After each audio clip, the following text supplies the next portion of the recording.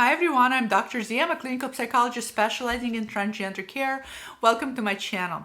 Today I want to talk to you about a competition, a rat race we get into when it comes to gender dysphoria. And this video is going to be most relevant to people who are demographically tend to be older. They're going to know exactly what I'm talking about today, because this rat race, this competition, this marathon that we're all engaged in when dealing with gender dysphoria, especially when we're older, is something that most of us tend to do. So let me tell you about this rat race, and let me tell you why when you're trying to outrun gender dysphoria, you can't.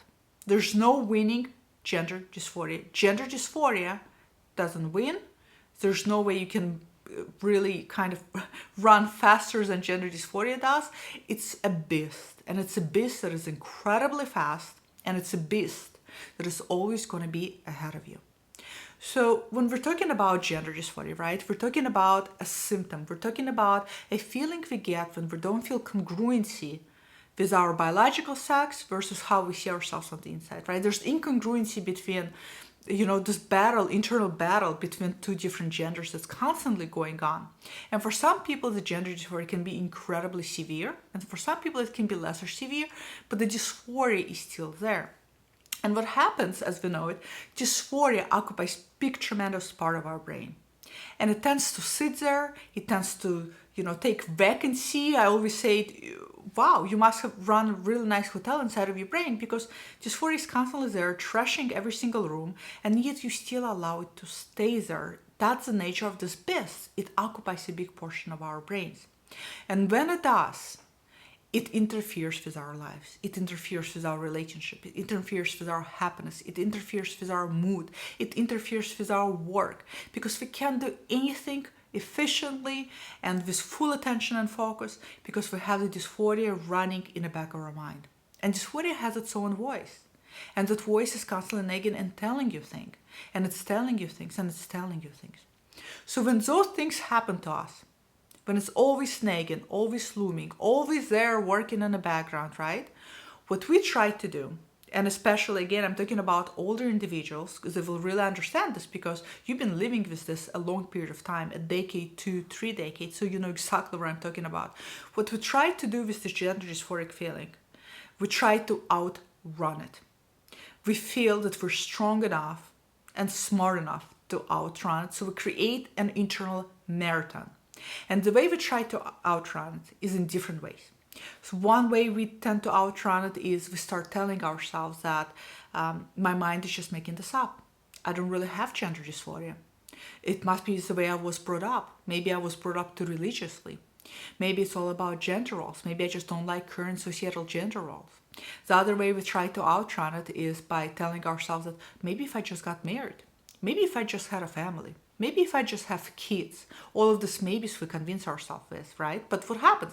The minute we get married, it's still there. The minute we have children, it is still sadly there.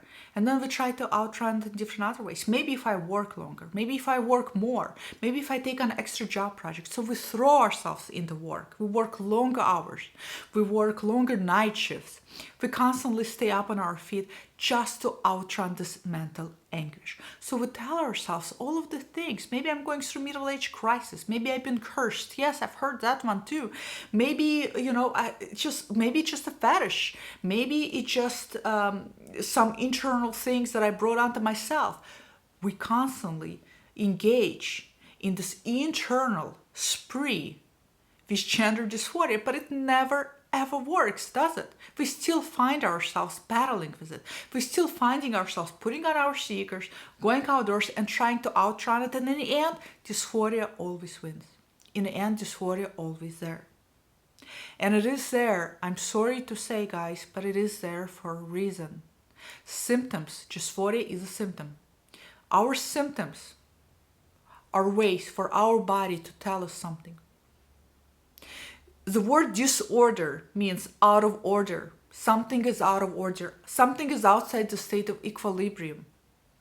So when we're feeling the symptoms of dysphoria, the depression and anxiety, suicidal thoughts, hopelessness, helplessness, fear, anxiety, all of the symptoms are telling you guys that your body is not in order. And it is. It is not in order. It is not in order because you're not feeling congruent with who you are. So dysphoria is, in a way, is a good thing. It is somebody knocking on your door loud and clear and saying, hey, this has happened. It sucks. It really does. There's no way out of it. Stop putting your sneakers and trying to outrun because you can't. I'm faster, I'm quicker. And I'm faster and quicker for a reason. I am faster and quicker because I want to help you to realize and to wake up to your full potential. Even though that full potential is scary, even though that full potential is terrifying, even though that full potential, so shitty today, has to come with so many losses. We lose families, we lose kids, people lose their jobs, people lose friendships. It does come with losses. I'm not gonna lie to you. For some people it doesn't. For a lot of people it still does. And that's what prevents us from really living our lives authentically. That's what holds us back. That's what makes us put on shoes and believe we can outrun it when we can't. But it's still there for a reason. It is still trying to tell you something. It's trying to tell you your body is not in order. Something is bothering you on the inside. All of those symptoms is your body's, it's your psyche way of telling you, hey, we gotta do something here. We're out to do something here. Life is too short. Life is so short. It is so important to live up to our full potentials, even when it comes with losses. And guess what? With losses, there's always gains. The best gain you will ever gain is being your true self. That's the most beautiful, liberating, free gain you will ever have. The second gain you will have, guess what? You'll have people come into your life. People who will finally see you for who you are. People who will appreciate you for who you are. You will form new friendships. You will even create new families. People do that all the time. I see it all of the time. So I want to remind you all, if you are trying to outrun gender dysphoria, you just can't. Now, people ask me all the time, can you live with gender dysphoria for the rest of your life? Yes, of course you can. People have been living with gender dysphoria for many years, for hundreds and thousands of years, and struggled with it. Absolutely. We can live with a lot of ailments for the rest of our life. It will be painful. It will always be there. It will never go away. But can you do it? Yes. But it's one hell of a masochistic way to live your life, and it's unnecessary. I strongly believe it's unnecessary. But can you do it? Yes, you can. But just keep in mind that whatever pain you experience, you're going to experience the exact same pain and maybe even some more. But yeah, you can do whatever you want to do, whatever feels right for you. But let's not delude ourselves and lie to ourselves that we can outrun this. We can't. So we either have a choice. We have a choice to accept it and to say that I have a gender dysphoria. And with that acceptance, we can make decisions. And whatever decision you make, it's going to be a right decision for you. And I respect you for that. And that could be a decision, such as I accept myself and I have this, but for whatever reasons personal to you, it's too late, not the right time for you, whatever you decide to transition. But at least you have accepted it and you're no longer journeying the race. And that in of itself will make your life so much easier. Or maybe with accepting that you do have gender dysphoria and you can't outrun it, maybe you will decide to do something about it. Maybe you will decide to take the next step and liberate yourself and go through transitions that can completely change and orient your life. But let's not delude ourselves. Let's not lie ourselves. I'm going to call all of you out on it because that's important. It's important for us to be honest with ourselves. We cannot outrun dysphoria. We just can't. We don't have right equipment. We don't have the shoes that can make us outrun.